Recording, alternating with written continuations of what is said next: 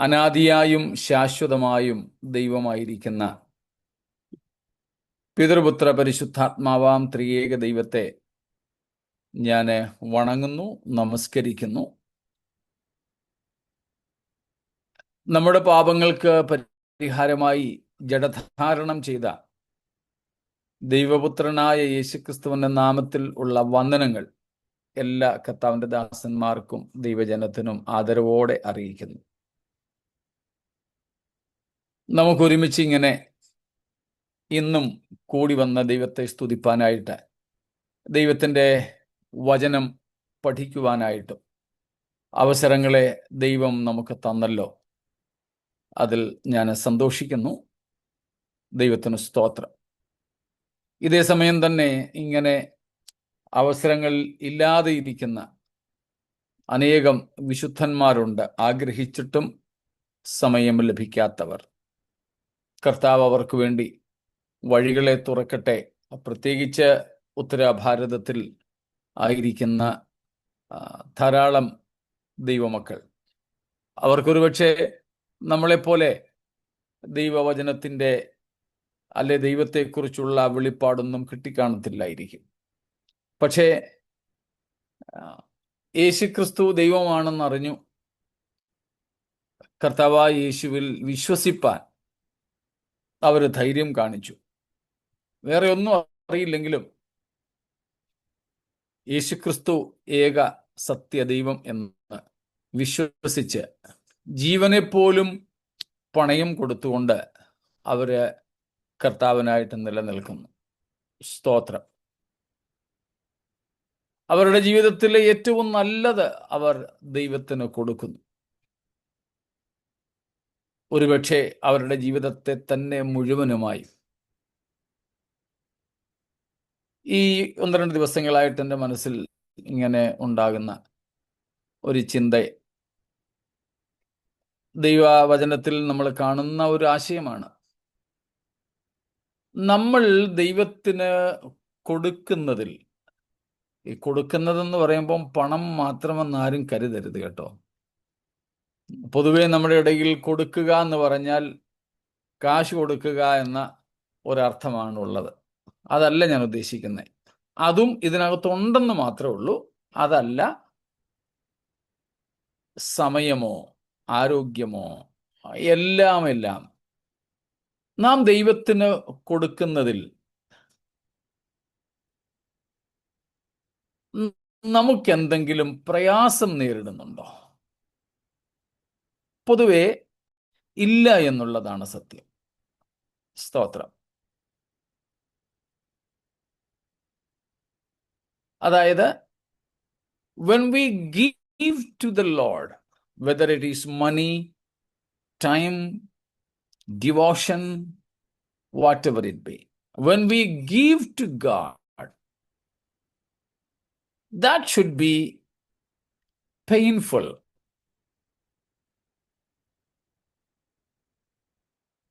That should hurt us.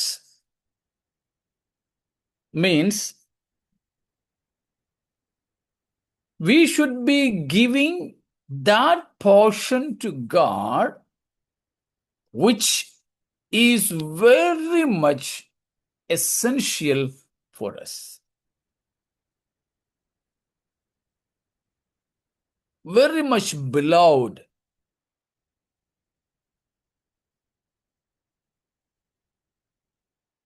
നാം ദൈവത്തിന് കൊടുക്കുന്നത് നമുക്ക് ഏറ്റവും പ്രിയപ്പെട്ടതായിരിക്കണം. നാം ദൈവത്തിന് കൊടുക്കുമ്പോൾ അത് നമ്മിൽ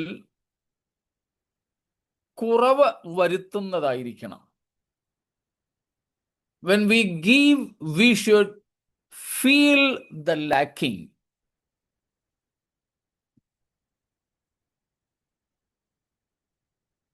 ദൈവത്തിന് നമ്മൾ കൊടുക്കുമ്പോൾ നമുക്ക് ആ ഒരു കുറവ്, ആ ഇല്ലായ്മ തോന്നുന്നത് പോലെ നാം കൊടുക്കണം. എന്ന് വെച്ചാൽ, ഡൊണാൾഡ് എന്ന് പറയുന്ന ഒരു ഭക്തൻ പറഞ്ഞതുപോലെ, ശിഷ്യത്വത്തെക്കുറിച്ച് പറഞ്ഞപ്പോൾ പറഞ്ഞതാണ്, Christ is not in search of people who would give him their spare evenings and spare weekends. തങ്ങളുടെ ജീവിതത്തിലെ തങ്ങൾക്ക് വേണ്ടാത്ത വൈകുന്നേരങ്ങളും ആഴ്ചവട്ടത്തിൻ്റെ സായാഹ്നങ്ങളും ദൈവത്തിന് കൊടുക്കുന്നവരെ അല്ല ദൈവം അന്വേഷിക്കുന്നത്. അതായത് നമുക്ക് വേണ്ടാത്തത് കൊടുക്കാൻ നമുക്കൊരു പ്രയാസവും ഉണ്ടാവുകയില്ല. നമ്മൾ ദൈവത്തിന് കൊടുക്കുന്നത് ഏറ്റവും നല്ലത്, നമുക്ക് ഏറ്റവും പ്രിയപ്പെട്ടത്, നമുക്ക് ഏറ്റവും പ്രയോജനകരമായത്. അപ്പോഴേ അത് കൊടുത്തതിനാൽ നമുക്കൊരു കുറവ് വന്നു എന്ന് തോന്നും. നാം സഹിച്ചുകൊണ്ട് അനുഭവിച്ചുകൊണ്ട് കൊടുക്കുവാൻ അപ്പോഴേ പറ്റുള്ളൂ. അങ്ങനെയുള്ളത് മതി ദൈവത്തിന്. സ്തോത്രം. ആകയാൽ നമ്മുടെ ജീവിതത്തിലെ ഏറ്റവും നല്ലത്, കൊടുത്താൽ നമുക്ക് വേദന തോന്നുന്നത്, നമ്മുടേതായി എന്നേക്കും വെച്ചേക്കാൻ നാം ഇഷ്ടപ്പെടുന്നത്, അത് തന്നെ നമ്മൾ കർത്താവിന് കൊടുക്കുക. സ്തോത്രം. അതിന് ദൈവം നമ്മെ സഹായിക്കട്ടെ എന്ന മുഖവുരയിൽ ഓർപ്പിച്ചുകൊണ്ട് നമ്മൾ ചിന്തിച്ചു വരുന്ന ദൈവവചന ഭാഗത്തേക്ക് ശ്രദ്ധയെ തിരിക്കുന്നു. എബ്രായ ലേഖനം 2-ാം അധ്യായം 12-13 വാക്യങ്ങൾ ഒന്നും കൂടെ നമുക്ക് വായിക്കാം.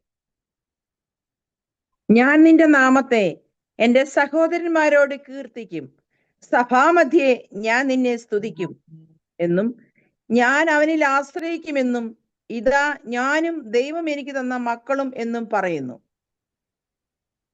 സ്തോത്രം. Thank you Sally sister. ഇന്നലെ നമ്മൾ 13-ാമത്തെ വാക്യത്തിലാണ് പിരിയുന്ന സമയത്ത് നിന്നത്.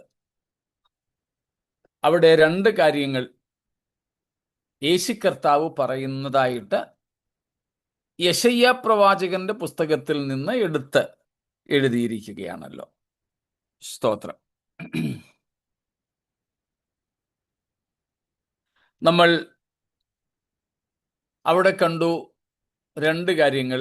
ഒന്ന്, ഞാൻ ദൈവത്തിൽ അവനിൽ ആശ്രയിക്കുന്നു. സ്തോത്രം.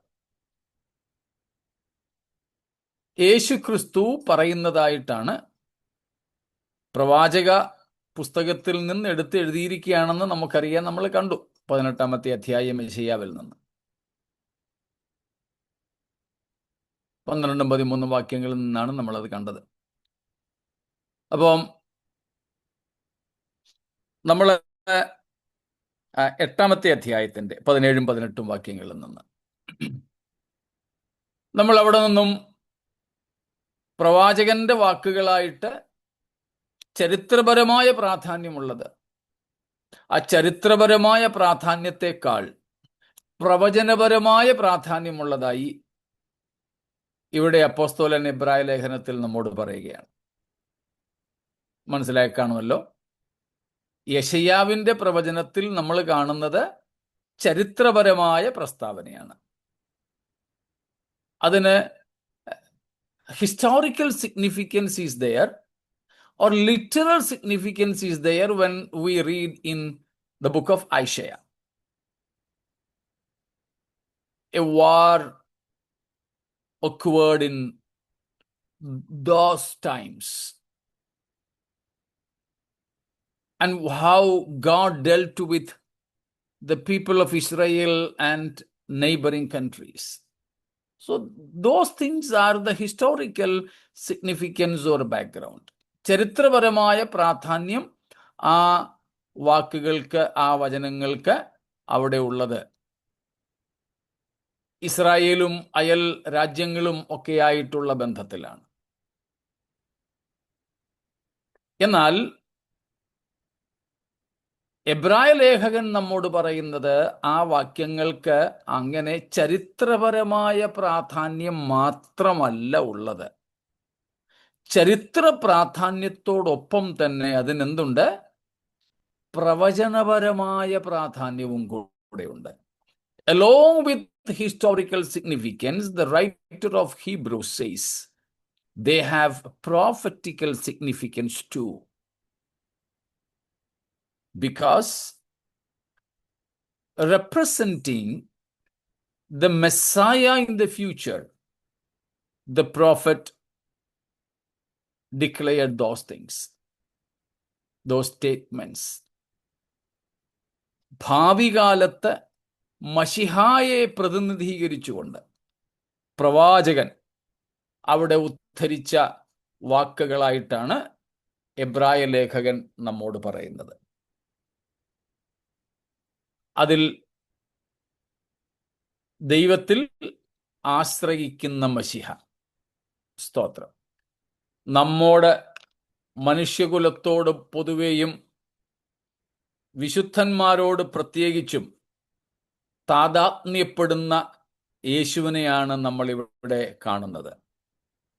ഏകീഭവിക്കുന്ന, ഒരേപോലെ കാണപ്പെടുന്ന യേശുവിനെയാണ്, മശിഹയാണ് നാം ഇവിടെ കാണുന്നത്. പൂർണ്ണ ദൈവമായിരിക്കുമ്പോൾ തന്നെ പൂർണ്ണ മനുഷ്യനുമായിരിക്കുന്ന യേശു, തൻ്റെ മനുഷ്യത്വത്തിൻ്റെ അല്ലെങ്കിൽ പൂർണ്ണ മനുഷ്യത്വത്തിൻ്റെ തെളിവും കൂടെയാണ് യേശു പിതാവായ ദൈവത്തിൽ ആശ്രയിച്ചത്. യേശു പിതാവായ ദൈവത്തിൽ ആശ്രയിച്ചതിൻ്റെ ഏറ്റവും വലിയ തെളിവായി നമുക്ക് കാണുവാൻ കഴിയുന്നത് കർത്താവിൻ്റെ മരണസമയത്ത് ക്രൂശിൽ കിടന്നുകൊണ്ട് ഏറ്റവും അവസാനമായി കർത്താവ് പറഞ്ഞത് നമുക്കറിയാമല്ലോ. പിതാവേ, എൻ്റെ ആത്മാവിനെ നിന്റെ കരങ്ങളിൽ ഏൽപ്പിക്കുന്നു. The utmost proof of the Messiah's trust in the Father that was explicitly demonstrated on the last utterance of Jesus on the cross. ക്രൂശിൽ യേശുക്രിസ്തുവിൻ്റെ 7 മൊഴികളിൽ ആ ഒരു പ്രത്യേക മൊഴി, നിന്റെ കൈകളിൽ പിതാവേ എൻ്റെ ആത്മാവിനെ ഞാൻ ഭരമേൽപ്പിക്കുന്നു. സ്തോത്രം.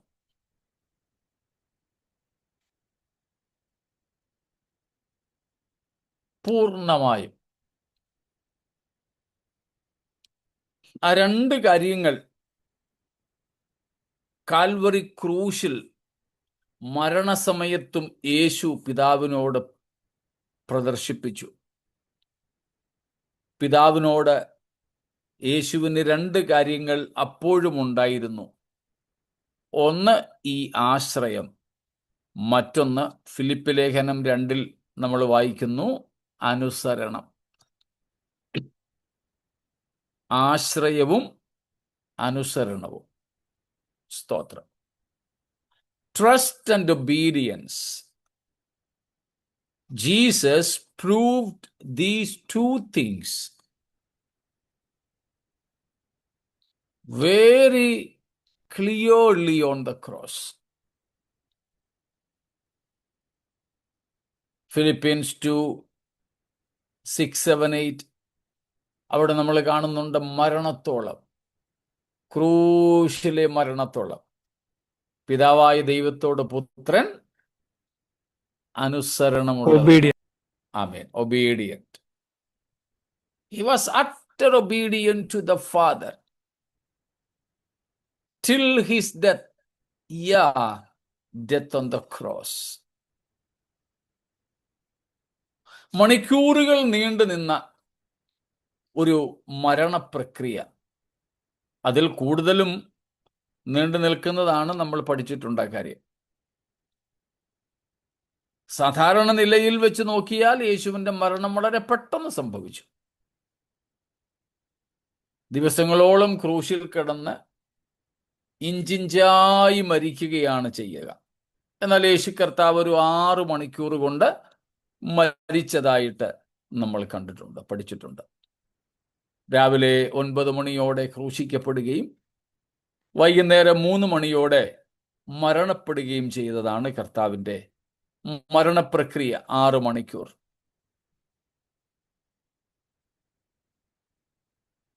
നമ്മളൊക്കെ ചില സമയത്ത് പറയാറുണ്ട്, തല വെട്ടുകയാണെങ്കിൽ കണ്ണൊക്കെ മൂടിക്കെട്ടിയിട്ട് പുറകുന്നെങ്ങാണ്ടാണ് വെട്ടുന്നത്. ഒരുപക്ഷെ വാള് വീശുന്ന ശബ്ദമല്ലോ കേൾക്കാമായിരിക്കും, പക്ഷേ വാള് വീശുന്ന ശബ്ദമാണെന്ന് തിരിച്ചറിയുന്നതിന് മുമ്പ് തന്നെ തല അറ്റുപോയിരിക്കും. ഏതാനും സെക്കൻഡുകളിലെ വേദന, തീർന്നു, കാര്യം തീർന്നു. എന്നാൽ ക്രൂശിൽ മരിക്കുന്നയാൾ അങ്ങനെയല്ല. വെടിവെച്ച് കൊല്ലുന്ന, തൂക്കിക്കൊല്ലുന്ന ഒരുത്തനെ പോലെയല്ല. സ്തോത്രം. ആ വേദനയൊക്കെ സഹിക്കുമ്പോഴും പിതാവായ ദൈവത്തോട് ഒരല്പം പോലും കയ്പ്. കർത്താവിനെ ഉപദ്രവിച്ചവരോടും കൈകാലുകളിൽ ആണി അടിച്ചവരോടും ആരോടും കർത്താവിന് അല്പവും കയ്പും വെറുപ്പും ഉണ്ടായിരുന്നില്ല. പോട്ടെ, മറ്റുള്ളവരോടുള്ള തൽക്കാലം വിടാൻ നമ്മുടെ വിഷയത്തിൽ പെടുന്നില്ലത്. പിതാവിനോട് അനുസരണമുള്ളവനായിരുന്നു. അതുപോലെ തന്നെ ആശ്രയവും, ട്രസ്റ്റ്. സ്തോത്രം. അങ്ങെന്ത് ചെയ്യുന്നോ അതിന് പൂർണ്ണമായും ഞാൻ സമ്മതൻ. സ്തോത്രം. ദൈവത്തിന്, പിതാവിന് പുത്രൻ പ്രത്യേകിച്ച് ആലോചനയൊന്നും കൊടുക്കാൻ പോയില്ല. നമ്മുടെ പ്രാർത്ഥനകളിൽ പലപ്പോഴും we often counsel God in our prayers. നമ്മുടെ പ്രാർത്ഥനകളിൽ പലപ്പോഴും നമ്മൾ ദൈവത്തിന് ആലോചന കൊടുക്കുന്നവരാ. ഇങ്ങനെ ചെയ്, അങ്ങനെ ചെയ്. കർത്താവ് പക്ഷേ ക്രൂശിൽ, ഇതാ ഞാൻ എൻ്റെ ആത്മാവിനെ തൃക്കരങ്ങളിൽ ഏൽപ്പിക്കുന്നു. അൺകണ്ടീഷണലായിട്ട്, യാതൊരു നിബന്ധനകളുമില്ലാതെ ക്രിസ്തു പിതാവിന് തന്നെ വിധേയപ്പെടുത്തി കൊടുത്തു. സ്തോത്രം. ക്രിസ്തുവിൻ്റെ ആശ്രയം നാമും പകർത്തേണ്ടതാണ്. ജീവിതത്തിലെ എത്രയും കഠിനതരമായ സന്ദർഭങ്ങളിലും കർത്താവിൽ കാര്യങ്ങൾ ഭരമേൽപ്പിച്ച് കൈകൾ കൊട്ടവിട്ടൊഴിഞ്ഞവരായി തീരുവാൻ നാം എപ്പോഴും ഉത്സാഹിക്കണം. പക്ഷേ കൊച്ചു കൊച്ചു കാര്യങ്ങളിൽ പോലും നമ്മൾ ആകുലരാകാറുണ്ട്, ഒത്തിരി സംഘർഷത്തിൽപ്പെടാറുണ്ട്. നമ്മൾ വല്ലാത്തൊരവസ്ഥയിലൂടെ പോയി കഷ്ടപ്പെടാറുണ്ട്. അതിൻ്റെ ഒന്നും ആവശ്യമില്ല. സ്തോത്രം. പത്രോസ് പറയുന്നത് പോലെ കർത്താവ് നിങ്ങൾക്കായി, നമുക്കതിനെ നമുക്കായി, എനിക്കായി എന്ന് ഏറ്റെടുക്കാം. കരുതുന്നതാകയാൽ നമ്മുടെ സകല ചിന്താകുലവും അവന്റെ മേൽ ഇട്ടു. സ്തോത്രം. കർത്താവ് നമുക്ക് വേണ്ടി കരുതുന്നു.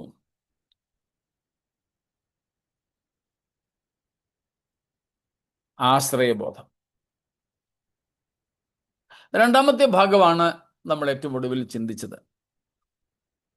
കർത്താവ് നമ്മെ അവിടെ വിളിക്കുന്നത് മക്കൾ എന്നാണ്. മക്കൾ. സ്തോത്രം. ഇതാ ഞാനും അവിടുന്ന്, അല്ലെങ്കിൽ ദൈവം എനിക്ക് തന്ന മക്കളും. ക്രിസ്തുവും നാമും തമ്മിലുള്ള ഒരു പുതിയ ബന്ധം, മക്കൾ എന്ന നിലയിലെ നമ്മുടെ ബന്ധം. സ്തോത്രം. അതിനെ നമ്മൾ കണ്ടു. യേശു ക്രിസ്തുവിനെ കൊടുത്തിരിക്കുന്ന ഒരു പേര് യെശയ്യാ 9:6 നിന്നും നിത്യപിതാവ്, എവർലാസ്റ്റിംഗ് ഫാദർ. Everlasting father. സ്തോത്രം. നിത്യപിതാവ്.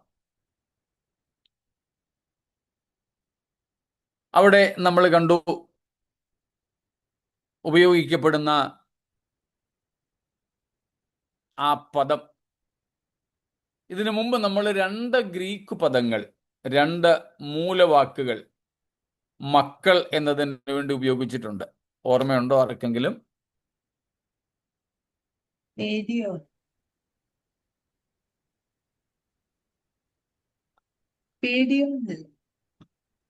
അതിപ്പോൾ നേരത്തെ നമ്മൾ ഉപയോഗിച്ചിട്ടുള്ള 2 പദങ്ങൾ.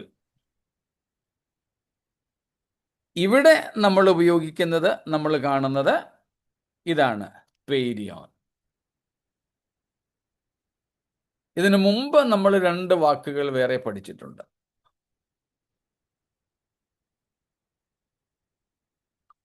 ഒന്ന് ടെക്നോൻ, ഹുയിയോസ്.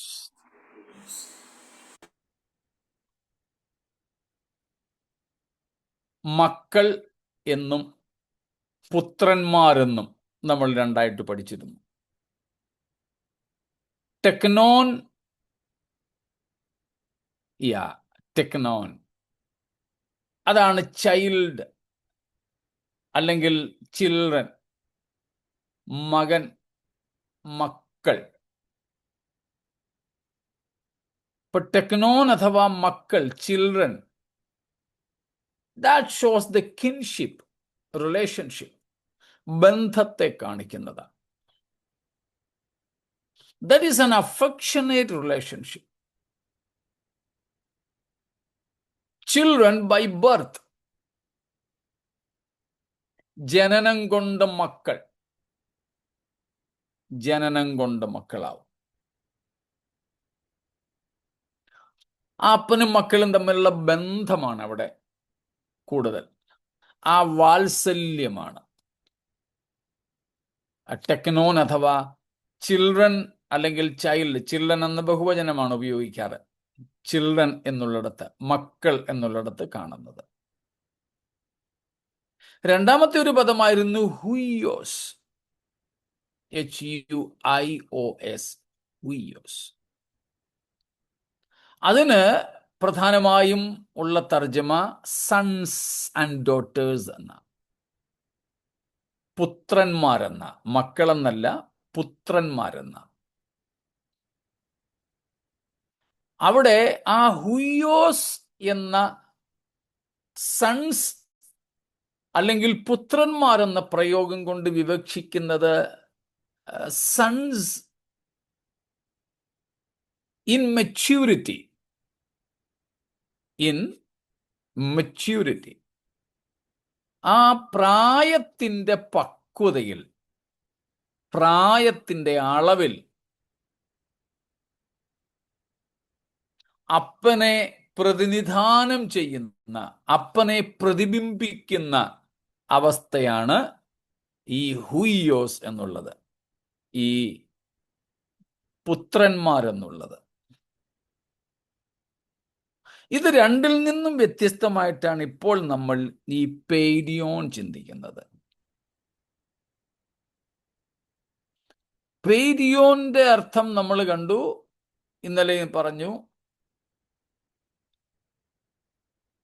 ഇൻഫൻസ് അല്ലെങ്കിൽ ചിൽഡ്രൻ, ചിൽഡ്രൻ എന്ന് വിളിച്ചോ, മക്കളെന്ന് വിളിച്ചു. പക്ഷേ they are children because they are immature, immaturity. Infants ആണ്, പിള്ളാരാ. എന്താ നമ്മൾ പറയത്തില്ലേ, പിള്ളാര് കളി മാറിയിട്ടില്ല. ഇത്രയും പ്രായമായിട്ടും കൊച്ചു പിള്ളേരെ പോലാന്നൊക്കെ ചിലരോട് നമ്മൾ പറയത്തില്ലേ. ഈ പെയ്ഡിയോൻ പ്രായം കൊണ്ടല്ല, പക്വത കൊണ്ട് ശിശുക്കളെ പോലെ കഴിയുന്നവർ, ബാലിശ്യതയിൽ കഴിയുന്നവർ.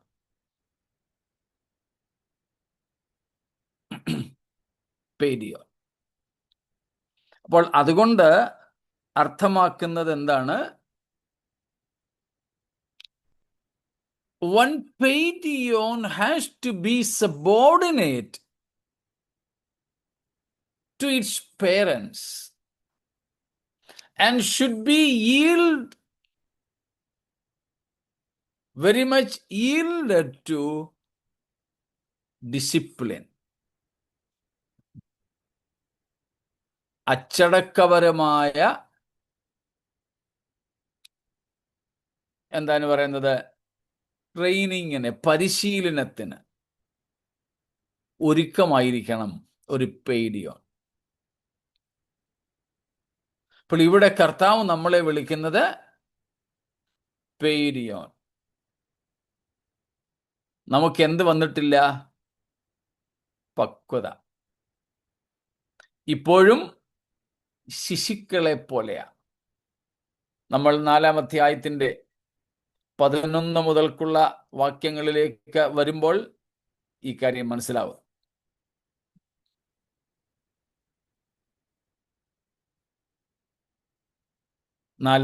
എബ്രായ ലേഖനം തന്നെ 4-ാമത്തെ അധ്യായത്തിന്റെ 11 മുതൽക്കുള്ള വാക്യങ്ങളിൽ അപ്പോസ്തലൻ അവിടെ പറയുന്നുണ്ട്, കാലം നോക്കിയാൽ നിങ്ങൾ ഉപദേഷ്ടാക്കന്മാരായിരിക്കണമായിരുന്നു.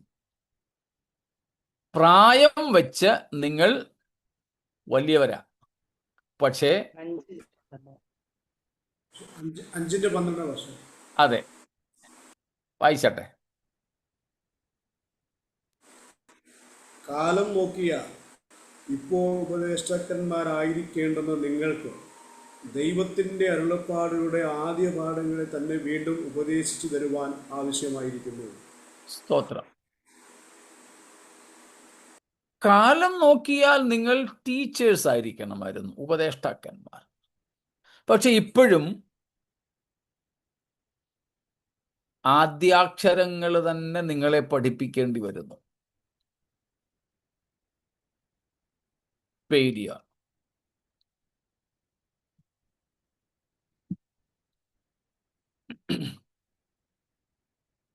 ഒന്ന് യോഹന്നാൻ 2-ാമത്തെ അധ്യായം 12-ാമത്തെ വാക്യം.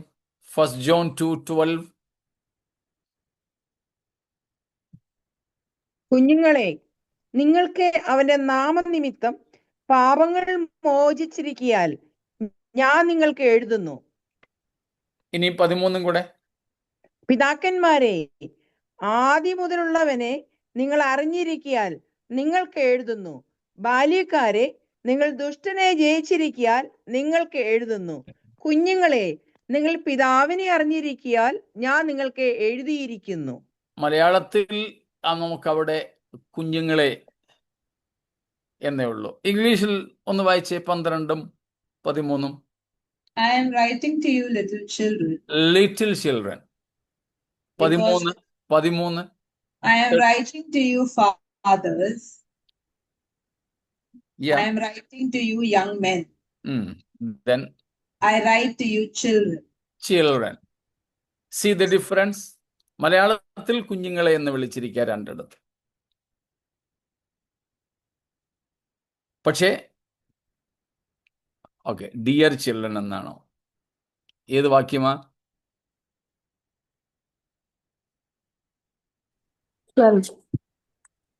12-ലോ? ഓക്കെ. അവിടെ ആ ഡിഫറൻസ് ഉണ്ടോ? Little children and children. അവിടെ ഗ്രീക്കിൽ 2 പദങ്ങളാ. ഗ്രീക്കിൽ 2 പദങ്ങൾ അവിടെ കൊടുത്തിരിക്കുന്നത്. 12-ാമത്തെ വാക്യത്തിൽ നമ്മൾ കാണുന്നത് ഈ ടെക്നിയോൻ എന്ന ടെക്നിയോൻ, ലിറ്റിൽ ചിൽഡ്രൻ. എന്നാൽ 13-ാമത്തെ വാക്യത്തിൽ പെയ്ഡിയോൻ എന്നാ കാണുന്നത്. പെയ്ഡിയോൻ.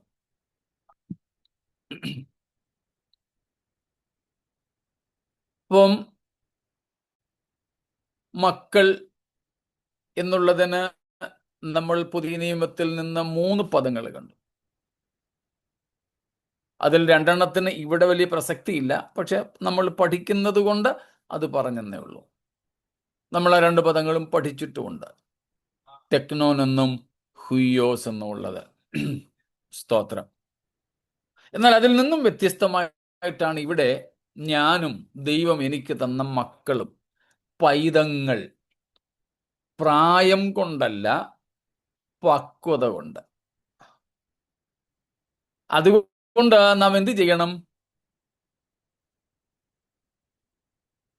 ഗലാത്യർ 4:1, ഗലേഷ്യൻസ് 4:1.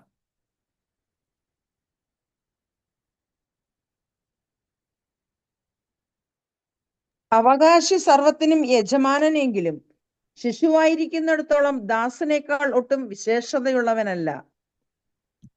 അടുത്തതും കൂടെ. പിതാവ് നിശ്ചയിച്ച അവധിയോളം രക്ഷകന്മാർക്കും ഗ്രഹവിചാരന്മാർക്കും കീഴ്പ്പെട്ടവനത്രേ എന്ന് ഞാൻ പറയുന്നു. കണ്ടോ? നമ്മൾ ദൈവത്തിന്റെ മക്കളാണ്. നമ്മൾ ദൈവത്തിന് ജനിച്ചു. യോഹന്നാൻ ആ കാര്യം വ്യക്തതയോടെ നമ്മെ പഠിപ്പിക്കുന്നുണ്ട്. യോഹന്നാൻ 1:12, 1 യോഹന്നാൻ 3:1 ഒക്കെ നമുക്ക് മനഃപ്പാഠമാണ്. John 1:12 and 1 John 3:1. These verses are very well versed. We are now God's children, but we need to grow as per our age grows. പ്രായത്തിന് അനുസൃതമായ വളർച്ച നമുക്ക് വേണം. അപ്പോൾ ആ 3 അവസ്ഥകളെ വേർതിരിച്ച് കാണിക്കുവാനാണ് ഈ മൂലഭാഷയിൽ 3 പദങ്ങൾ ഉപയോഗിച്ചിരിക്കുന്നത്. നമ്മളെ ഇവിടെ പെയ്ഡിയോൻ എന്ന് വിളിക്കുമ്പോൾ പ്രായമായിട്ടും പ്രായത്തിനനുസരിച്ച് പക്വത വരാത്തവർ എന്നർത്ഥം. അതുകൊണ്ട് നമ്മൾ എന്ത് വേണമെന്നാണ് പൗലോസ് ഗലാത്യർ 4:1 പറഞ്ഞത്? സ്തോത്രം. Subject to. Yeah, we should become huios. And for that we have to be subjected, subordinate, and also undergo training or discipline. ഇത് രണ്ടും നമുക്ക് വേണം. പിതാവ് ആക്കി വയ്ക്കുന്ന യജമാനന്മാർക്ക് കീഴ്പ്പെട്ടിരിക്കുകയും പരിശീലനത്തിലൂടെ നാം പക്വതയിലേക്ക് നടക്കുകയും വേണം. സ്തോത്രം.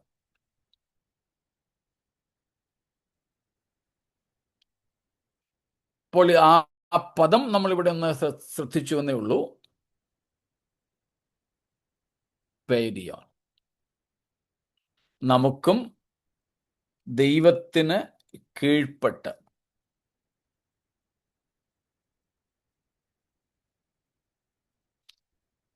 നാം ഈ പരിപക്വതയിലേക്ക് എത്തണം. ആർക്കാണ് നമ്മൾ കീഴ്പ്പെടേണ്ടത്? നമ്മുടെ മേലാക്കി വച്ചിരിക്കുന്ന യജമാനൻ. അതാരാ? The master God has appointed upon you and me. Lord Jesus Christ. Pardon? Lord Jesus Christ. Okay. Of course, Jesus is our Lord. But one more very immediate master is there. Holy Spirit. Holy Spirit. പരിശുദ്ധാത്മാവ്. സ്തോത്രം. ദൈവത്തിൻ്റെ ആത്മാവിന് പിന്നീട് അത് ഇങ്ങോട്ട് വരുമ്പം ചർച്ചും matured ക്രിസ്ത്യൻസും പാസ്റ്ററും ഒക്കെ ഉണ്ട് കേട്ടോ.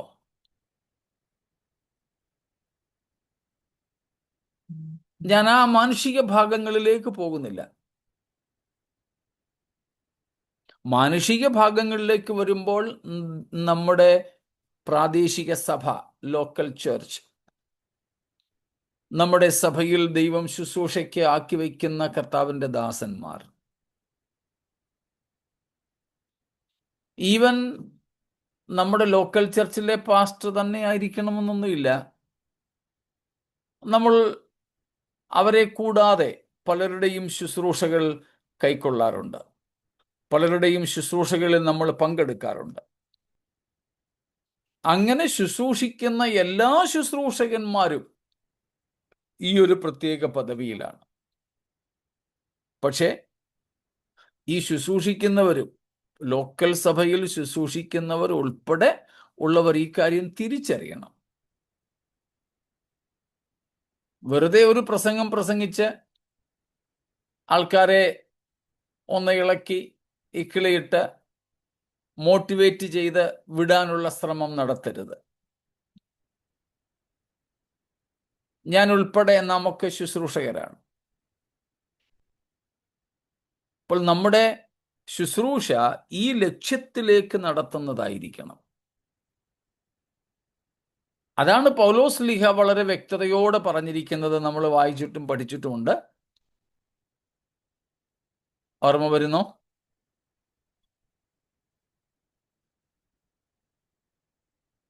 ഏത് മനുഷ്യനെയും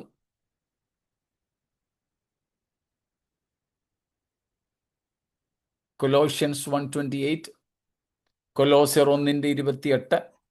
ക്രിസ്തുവിൽ തികഞ്ഞവനാക്കുന്നു. അതെ, വായിച്ചാട്ടെ, വാക്യം വായിച്ചാലോ.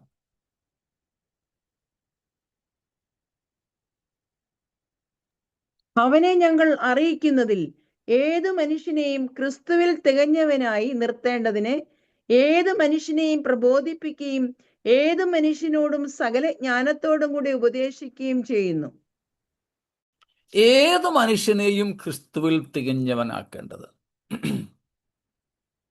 എൻ്റെ ശുശ്രൂഷയുടെ തുടക്ക കാലഘട്ടത്തിൽ തന്നെ, എനിക്ക് തോന്നുന്നു ഞാൻ ബൈബിൾ സ്കൂളിൽ പഠിക്കുന്ന അവസാന നാളുകളിൽ തന്നെ ഈ വാക്യം ദൈവാത്മാവ് എൻ്റെ ഹൃദയത്തിലേക്ക് വളരെ ശക്തിയോടെ ഇട്ടു. ഞാൻ പഠിച്ച മണക്കാല ഫെയ്ത്ത് തിയോളജിക്കൽ സെമിനാരിയുടെ മോട്ടോ ആയിട്ട് തന്നെ, ആപ്തവാക്യമായി തന്നെ എഴുതി വച്ചിരിക്കുന്നത് ഈ വാക്യമാണ്. സ്തോത്രം. യെസ്, ടെലയോസ്, perfecting to make perfect in Christ. ഇതാണ് FTS ഫെയ്ത്ത് തിയോളജിക്കൽ സെമിനാരിയുടെ motto. Perfecting to make perfect in Christ. അവിടുത്തെ അന്നുണ്ടായിരുന്ന വലിയ ബിൽഡിങ്ങിൽ വലിയ അക്ഷരത്തിൽ ഇത് എഴുതി വെച്ചിട്ടുണ്ട്. അർത്ഥമൊന്നും ഒരു പിടുത്തം ഇല്ലായിരുന്നു. പിന്നെ പഠിച്ച് വന്ന് പിൽക്കാലത്താണ് അതിൻ്റെ അർത്ഥമൊക്കെ മനസ്സിലായത്.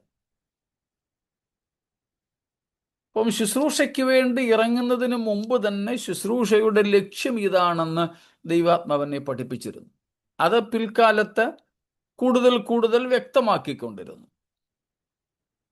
ഏത് മനുഷ്യനെയും ക്രിസ്തുവിൽ തികഞ്ഞവനാക്കുക. തികവിൻ്റെ അർത്ഥമൊക്കെ നമ്മൾ 10ാമത്തെ വാക്യത്തിൽ നിന്നും പഠിച്ചതാണ്, എബ്രായർ 2:10 നിന്ന്. അതുകൊണ്ട് അത് ആവർത്തിക്കുന്നില്ല. സ്തോത്രം. അപ്പം നമ്മുടെ ശുശ്രൂഷയുടെ ലക്ഷ്യം പഠിപ്പുള്ളവനെയും പഠിപ്പില്ലാത്തവനെയും, പ്രായമുള്ളവരെയും ചെറുപ്പക്കാരെയും കുഞ്ഞുങ്ങളെയും ഏത് ഭാഷക്കാരുമാകട്ടെ എല്ലാവരെയും ക്രിസ്തുവിൽ തികഞ്ഞവരാക്കുക.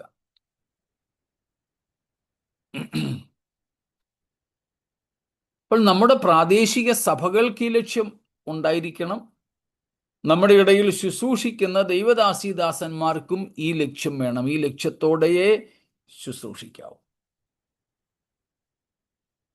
പക്ഷേ പ്രാദേശിക സഭകളും ചിലപ്പോൾ ചില ശുശ്രൂഷകന്മാരും ഒക്കെ ഈ വിഷയത്തിൽ പരാജയപ്പെടുന്നവരുണ്ട്. എന്നാലും പരാജയപ്പെടാത്ത ഈ ലക്ഷ്യത്തിലേക്ക് നമ്മളെ കൊണ്ടുപോകുന്ന ഒരാൾ നിയമിതനായിട്ടുണ്ട് നമ്മുടെ മേൽ. അദ്ദേഹത്തെയാണ് നമ്മൾ എന്ത് വിളിച്ചത്?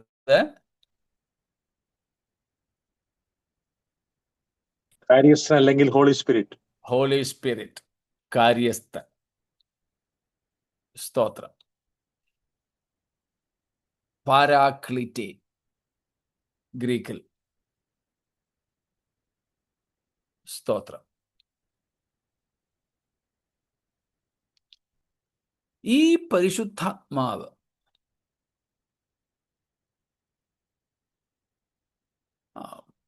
നമ്മൾ നേരത്തെ വായിച്ചിട്ടുള്ളതാണെങ്കിലും ഈ സന്ദർഭത്തിൽ അതായത് ഈ പശ്ചാത്തലത്തിൽ ഒന്ന് വായിച്ചാൽ ആ 2 വാക്യങ്ങൾ കുറെ കൂടെ നമുക്ക് മനസ്സിലാക്കാൻ സാധിക്കും. 1 യോഹന്നാൻ 2:20, 1 John 2:20. നിങ്ങളോ പരിശുദ്ധനാൽ അഭിഷേകം പ്രാപിച്ചു സകലവും അറിയുന്നു. പരിശുദ്ധനാൽ അഭിഷേകം പ്രാപിച്ച് സകലവും അറിയുന്നു. ഇനി 27 കൂടെ, 27. അവനാൽ പ്രാപിച്ച അഭിഷേകം നിങ്ങളിൽ വസിക്കുന്നു. ആരും നിങ്ങളെ ഉപദേശിപ്പാൻ ആവശ്യമില്ല. അവന്റെ അഭിഷേകം തന്നെ നിങ്ങൾക്ക് സകലവും ഉപദേശിച്ചു തരികയാലും അത് ഭോഷ്കല്ല, സത്യം തന്നെ ആയിരിക്കാലും അത് നിങ്ങളെ ഉപദേശിച്ചതുപോലെ നിങ്ങൾ അവരിൽ വസിപ്പീൻ. സ്തോത്രം. പരിശുദ്ധാത്മാവിനെ ദൈവം നമുക്ക് തന്നത് ഒരു പ്രത്യേക സമയത്ത് ഒന്ന് വൈബ്രേറ്റ് ചെയ്ത് ഒന്ന് കുലുങ്ങി നിൽക്കാനല്ല. പാട്ടിൻ്റെ അവസാനത്തിലും ഉപവാസ പ്രാർത്ഥനയ്ക്കിടയിലും പ്രവാചകൻ ശുശ്രൂഷിക്കുമ്പോഴും ഒക്കെ ഒന്ന് അനങ്ങി നിൽക്കാൻ, ഒന്ന് കുലുങ്ങി നിൽക്കാനല്ല. പിന്നെന്തിനാ പരിശുദ്ധാത്മാവിനെ നമുക്ക് നൽകിയത്? പ്രാഥമികമായ ലക്ഷ്യം ഇതാ: പരിശുദ്ധനാൽ പ്രാപിച്ച അഭിഷേകം നിങ്ങളിൽ വസിക്കുന്നു. അതുകൊണ്ട് ആരും നിങ്ങളെ ഉപദേശിപ്പാൻ ആവശ്യമില്ല. സ്തോത്രം. എന്നാൽ നമ്മിൽ വസിക്കുന്ന പരിശുദ്ധാത്മാവ് വെറുതെ കിടന്നുറങ്ങുമൊന്നുമല്ല. സ്തോത്രം.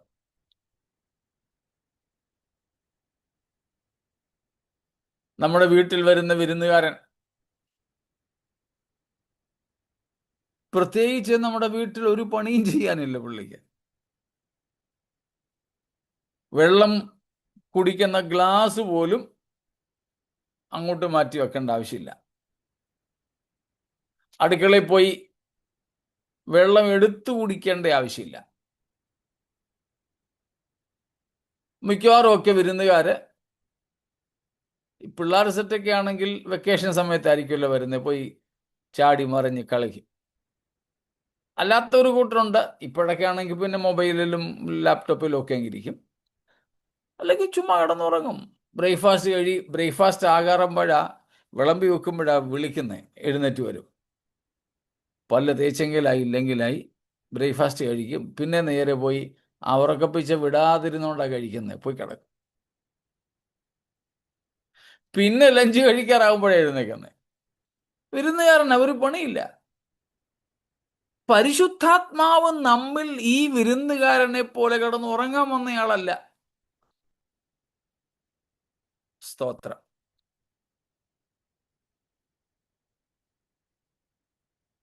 പണ്ടൊക്കെ ഞാൻ വിചാരിച്ചിട്ടുണ്ട്, ഈ പാസ്റ്റർക്ക് വേറെ ഒരു പണിയില്ലേ, വെറുതെ ഇങ്ങർക്ക് പോയി കിടന്ന് ഉറങ്ങിക്കൂടെ? ഞങ്ങളൊന്ന് ഉറങ്ങട്ടെ, ഈ പുള്ളി ഒന്ന് ഉറങ്ങട്ടെ.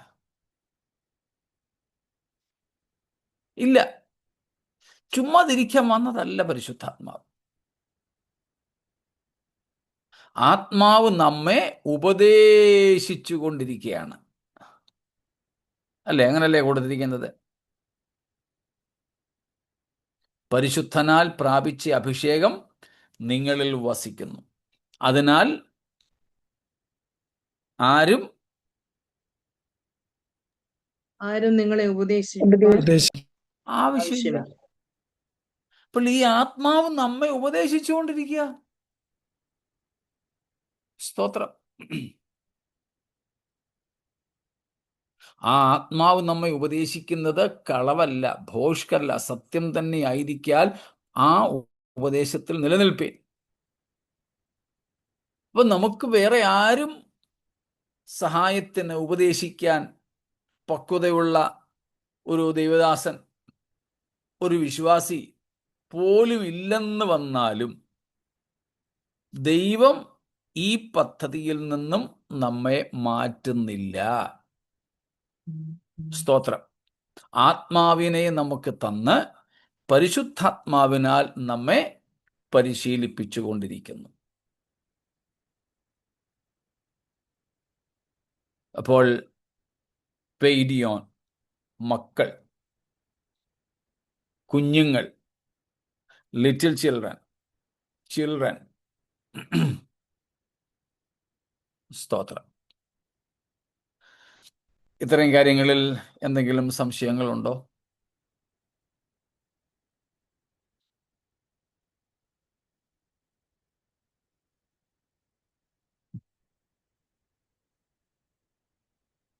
ചോദ്യങ്ങളൊന്നുമില്ലല്ലോ.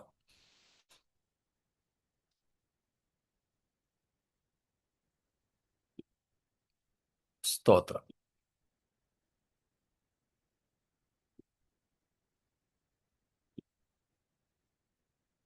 ഓക്കെ. പക്ഷേ പഴയ നിയമത്തിൽ ഇതുപോലെ വിഭാഗങ്ങൾ ഉണ്ടായിരുന്നു. ഇസ്രായേൽ മക്കൾക്ക് കർത്താവിൻ്റെ ഭാഗത്തു നിന്ന് ഇതുപോലെ ഡിഫറൻസ് ഉണ്ടായിരുന്നു, വ്യത്യാസം ഉണ്ടായിരുന്നു.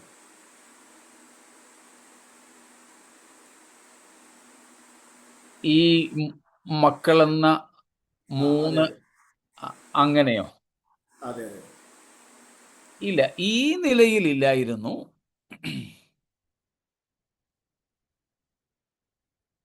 പക്ഷേ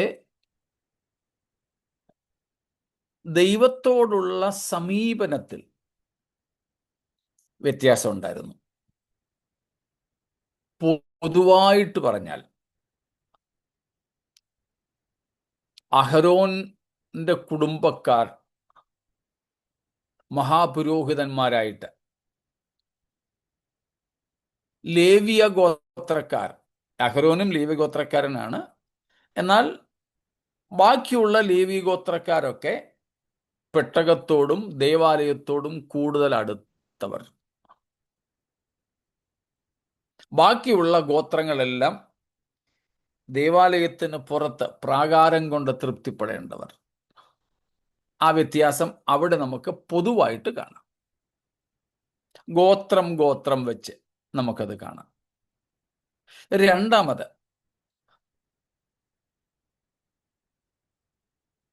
പ്രവാചകന്മാരും പുരോഹിതന്മാരും രാജാക്കന്മാരും എന്ന 3 ഓഫീസസ് ഉണ്ടായിരുന്നു, 3 പദവികൾ. അതിൽ ദൈവത്തോട് ഏറ്റവും അടുത്ത് നിൽക്കുമായിരുന്നവർ പ്രവാചകന്മാരാണ്. അതിനകത്ത് പിന്നെ ഗോത്രത്തിനും കുടുംബത്തിനും ഒന്നും സ്ഥാനമില്ല. ആരെ വേണമെങ്കിലും ദൈവത്തിന് വിളിക്കാം. അങ്ങനെ പല ഗോത്രക്കാരെ കർത്താവ് തിരഞ്ഞെടുത്തത് നമ്മൾ കണ്ടിട്ടുണ്ട്. അപ്പോൾ പ്രവാചകന്മാർ അവർ ദൈവത്തോട് കൂടുതൽ അടുത്തവരാണ്. പ്രവാചക ഭാഷയിൽ തന്നെ പറഞ്ഞാൽ ദൈവത്തിൻ്റെ ആലോചനാ സഭയിൽ നിൽക്കുന്നവരാണ് പ്രവാചകന്മാർ. ആ ഒരു അടുപ്പം പുരോഹിതന് പോലും ഇല്ലായിരുന്നു. രാജാവ് പിന്നെ ഒരു രാഷ്ട്രീയ നേതൃത്വത്തിൽ നിൽക്കുന്നയാളായിരുന്നു. അദ്ദേഹത്തിന് ഉത്തരവാദിത്വം ഉണ്ടായിരുന്നു ജനത്തെ ദൈവികമായിട്ട് നയിക്കേണ്ടതിന്. പക്ഷേ ശുശ്രൂഷകളിലൊന്നും അദ്ദേഹത്തിന് പങ്കില്ല. അപ്പം അവിടെയും നമുക്ക് ഈ ഒരു വ്യത്യാസം കാണാം. എന്നിട്ട് പുരോഹിതന്റെ ശുശ്രൂഷയുടെ ലക്ഷ്യം എന്താ? പുരോഹിത ശുശ്രൂഷയുടെ ലക്ഷ്യം ദൈവത്തിനും മനുഷ്യർക്കും മധ്യസ്ഥനാണ്. പ്രധാനമായിട്ടുള്ള ഒരു ലക്ഷ്യമുണ്ട്. എസേക്കിയൽ 44:23, 44:23, Ezekiel, the very purpose of priestly ministry.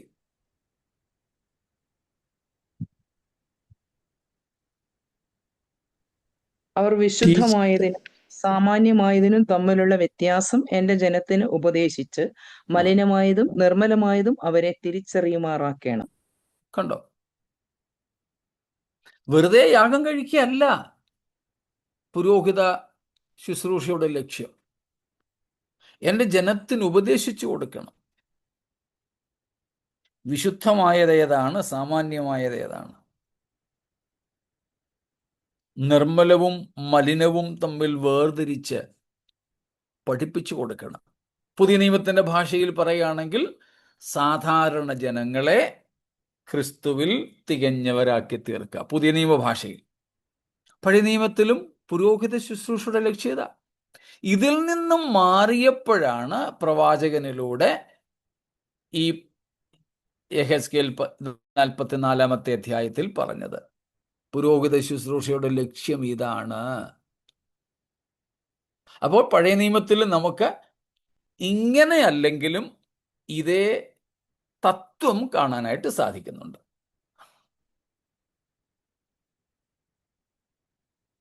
പിന്നെ തിരഞ്ഞെടുക്കപ്പെടുന്നവരുണ്ട്. യെഹെസ്കേലിലും പ്രത്യേകിച്ച് യിരെമ്യാവിലുമൊക്കെ കാണുന്നുണ്ട്. രാജാക്കന്മാരും പുരോഹിതന്മാരും പ്രഭുക്കന്മാരും പ്രവാചകന്മാരും ഒരുപോലെ ദൈവത്തിൽ നിന്നും മാറിപ്പോയി എന്ന്. അപ്പൊ ഈ ചിലരെ തിരഞ്ഞെടുത്ത് ദൈവം ഇങ്ങനെ ആക്കി വെച്ചിരുന്നത് സാധാരണ ജനങ്ങളെ ഈ അവസ്ഥയിലേക്ക് കൊണ്ടുവരാനാണ്. അതിൽ പരാജയപ്പെട്ടപ്പോഴാണ് പ്രവാചകന്മാരെ അയച്ച് പാപം ബോധ്യപ്പെടുത്തിയതും മാനസാന്തരപ്പെടാഞ്ഞപ്പോൾ ശിക്ഷ വിധിച്ചതും അല്ലെങ്കിൽ അവരെ പ്രവാസത്തിലേക്ക് അയച്ചതും ഒക്കെ. അപ്പോൾ പഴയ നിയമത്തിലും ഈ ഒരു തത്വം നമുക്ക് കാണാം.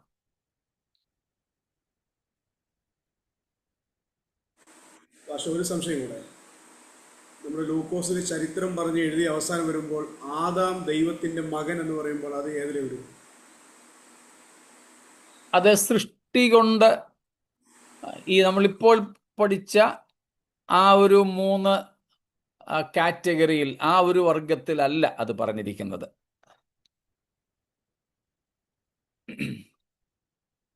അത് ജനിച്ചു എന്ന അർത്ഥത്തിൽ മാത്രം പറഞ്ഞു എന്നേ ഉള്ളൂ.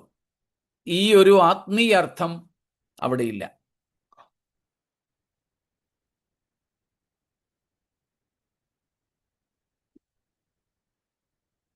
ദൈവത്തിൻ്റെ സൃഷ്ടി, ദൈവത്തിൽ നിന്നും ഉത്ഭവിച്ചു എന്ന ഒരു ഉത്ഭവത്തെക്കുറിച്ച് മാത്രം, ആ ഒരു അഫക്ഷനേറ്റ് റിലേഷൻഷിപ്പിനെ അവിടെ കാണിക്കുന്നില്ല.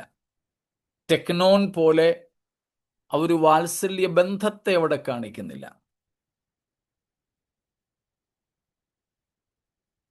ഹൂയോസ് എന്നതുപോലെ ദൈവത്തിൻ്റെ ആ നിറവിനെ കാണിക്കുന്നില്ല.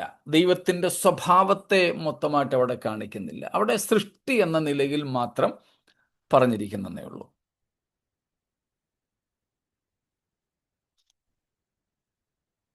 മറ്റൊരു ചോദ്യം വന്നത്, so these children can refer to any age. Yes, any age in the sense any age, a people of any age. I think that is what you meant, no? People of any age can be this paideon.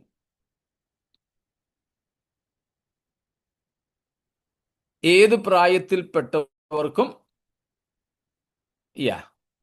ഏത് പ്രായത്തിൽപ്പെട്ടവർക്കും ഈ പേരിയോൻ എന്ന നിലയിൽ ആകാം. പ്രായം കുറഞ്ഞവരും പ്രായം കൂടിയവരും ഒക്കെ. എല്ലാവർക്കും തന്നെ ഈ എന്താണ് പറയുന്നത്,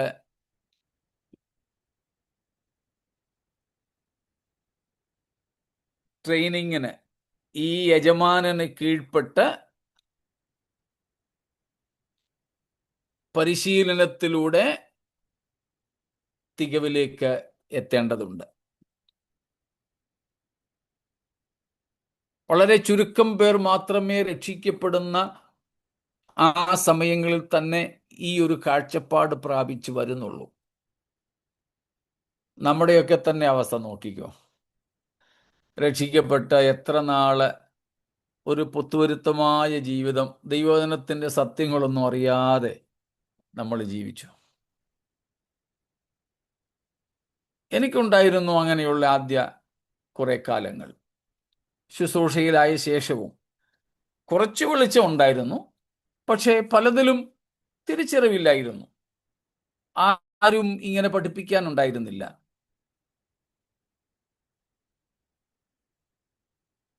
പക്ഷേ പിന്നീട് ഈ പരിശുദ്ധാത്മാവ് തന്നെയാണ്, നമ്മളിപ്പോൾ യോഹന്നാന്റെ ലേഖനത്തിൽ വായിച്ചതുപോലെ, പരിശുദ്ധാത്മാവ് തന്നെയാണ് എന്നെ പഠിപ്പിച്ചിട്ടുള്ളത്.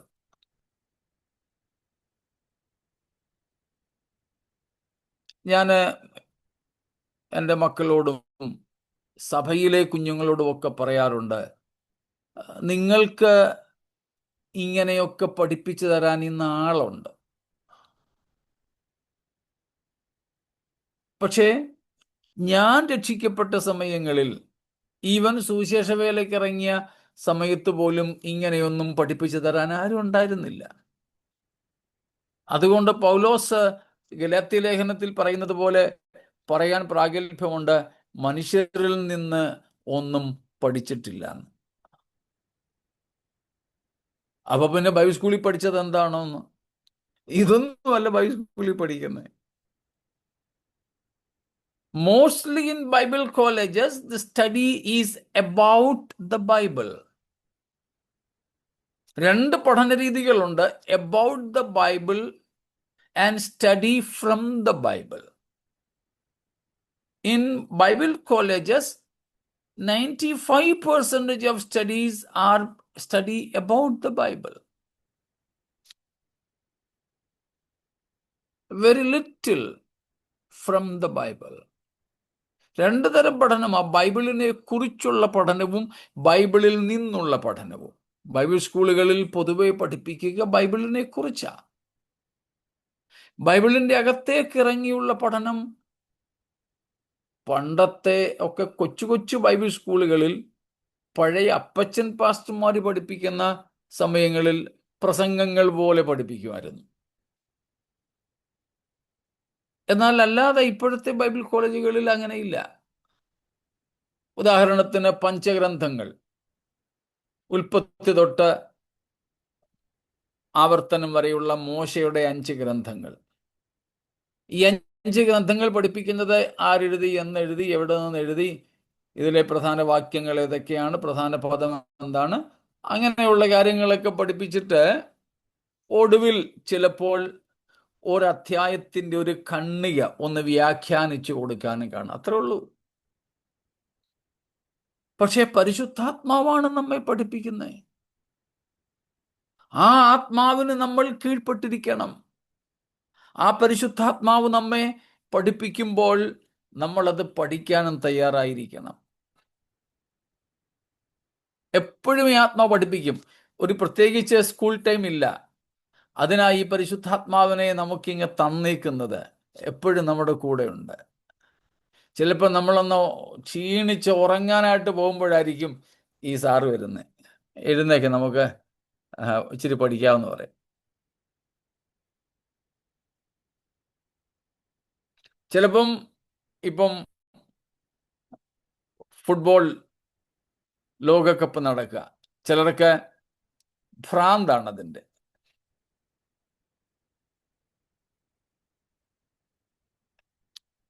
ക്രിക്കറ്റ് കളി കണ്ട് ടിവിയുടെ മുമ്പിൽ ഇരുന്ന് ഹാർട്ട് അറ്റാക്ക് വന്ന് മരിച്ചു പോയവരെ കുറിച്ചൊക്കെ നിങ്ങൾ കേട്ടിട്ടുണ്ട്, പ്രത്യേകിച്ച് ഇന്ത്യയിലും പാകിസ്ഥാനിലും. അങ്ങനെ ഇത് കണ്ടാസ്വദിച്ചുകൊണ്ടിരിക്കുമ്പോഴാ പരിശുദ്ധാത്മാ വിളിക്കുന്നേ, മോനെ വാ നമുക്ക് ഇച്ചിരി പഠിക്കാം. കീഴ്പ്പെട്ടിരിക്കണം. പക്ഷെ നമ്മൾ ആ സമയത്ത് കീഴ്പ്പെടാറില്ല.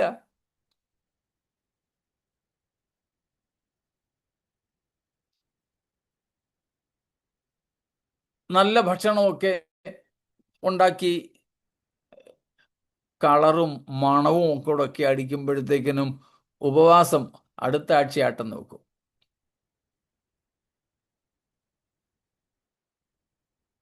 പക്ഷേ ഈ ഗുരുനാഥൻ നമ്മളെ വിളിക്കുക, വാ നമുക്ക് ട്രെയിനിങ്ങിന് പോകാമെന്ന്. നമ്മൾ പോകത്തില്ല, തീന്മേശയുടെ അടുക്കലിരിക്കും. അതുകൊണ്ട് നമുക്ക് ഈ ക്രിസ്തുവിനോടുള്ള താതാത്മ്യപ്പെടിയിൽ സാധിക്കുന്നില്ല. അത് മാറണം.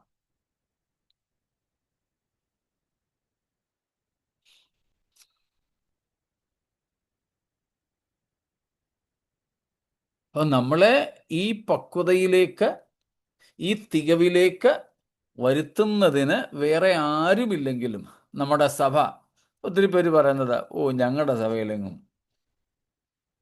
ചുമ്മാ പോകാനേ തോന്നത്തില്ല, പിന്നെ പാസ്റ്റ് വിളിച്ച് അതും ഇതൊക്കെ പറയും, ബാക്കി വിശ്വാസികളൊക്കെ ചോദിക്കും, അതുകൊണ്ട് അങ്ങ് പോവാ, ഒട്ടും മനസ്സില്ല പോകാൻ. ഇപ്പൊ പിന്നെ ഈ ഓൺലൈനും കൂടെ ഉള്ളത് കൊണ്ട് വീഡിയോ ഓഫാക്കിയിട്ട് കട്ടിലെല്ലാം കിടന്നുകൊണ്ടും കേൾക്കാം. ഇനി കേട്ടില്ലേലും സാരമില്ല, സംഭവം ഉണ്ടെന്ന് അറിഞ്ഞാൽ മതി.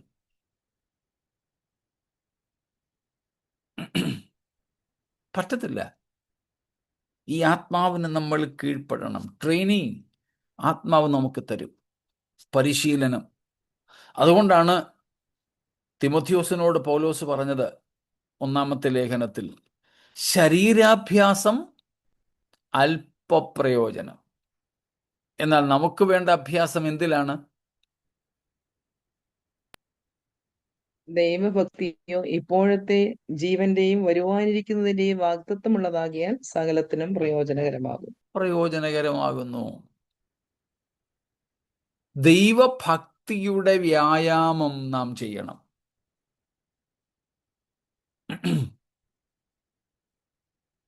അപ്പം ശരീരാഭ്യാസം കൊണ്ട് അല്പപ്രയോജനം. എന്നാൽ ഭക്തിയുടെ അഭ്യാസം കൊണ്ടോ ഈ ലോകത്തിലും വരുവാനുള്ള ലോകത്തിലും വാഗ്ദത്തങ്ങൾ ഉള്ളതാണ്. അതുകൊണ്ട് അധികം പ്രയോജനമുള്ളതാണ്. സ്തോത്രം. ഇത്രയും വ്യക്തമാണോ? വേറെന്തെങ്കിലും ചോദ്യങ്ങൾ?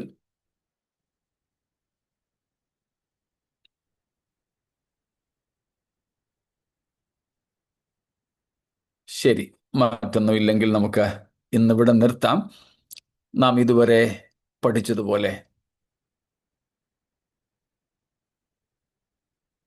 യേശുക്രിസ്തു കാണിച്ച മാതൃക പ്രകാരം നമ്മുടെ ജീവിതത്തിൻ്റെ ഏത് പ്രയാസ പ്രതികൂലങ്ങളിലും ദൈവത്തിൽ ആശ്രയിക്കാം. മക്കൾ എന്നതിൻ്റെ 3 അവസ്ഥകൾ നമ്മൾ കണ്ടു. അതിൽ പെരിയോൻ എന്ന ഒരു പദം ഇവിടെ ഇപ്പോൾ, അതിൽ നമുക്ക് പ്രായത്തിനനുസൃതമായ പക്വതയിലേക്ക് വളരണം. അതിന് ദൈവം പരിശുദ്ധാത്മാവെന്ന കാര്യസ്ഥന് കീഴെ നമ്മെ കൊടുത്തിരിക്കുക. ആ ആത്മാവിനെ നമ്മൾ അനുസരിച്ച് നടക്കണം. ഈ ആത്മാവ് നമ്മെ രാവെന്നും പകലെന്നും ഒരു വ്യത്യാസവും ഇല്ലാതെ ഇങ്ങനെ പഠിപ്പിച്ചുകൊണ്ടിരിക്കും. സ്തോത്രം. അതിന് നമ്മൾ വിധേയപ്പെടുക, നമ്മെ തന്നെ സമർപ്പിക്കുക. അങ്ങനെ നമ്മൾ ക്രിസ്താനുരൂപരായി തീരാം. നമ്മോട് അനുരൂപപ്പെട്ട ക്രിസ്തുവിനോട് നമ്മൾ അനുരൂപപ്പെടുമ്പോൾ മാത്രമേ ഈ പ്രക്രിയ പൂർണ്ണമാകുന്നുള്ളൂ. അതിന് നമുക്ക് നമ്മെ സമർപ്പിക്കാം. ഈ വചനങ്ങളാൽ ദൈവം നമ്മെ അനുഗ്രഹിക്കുമാറാകട്ടെ.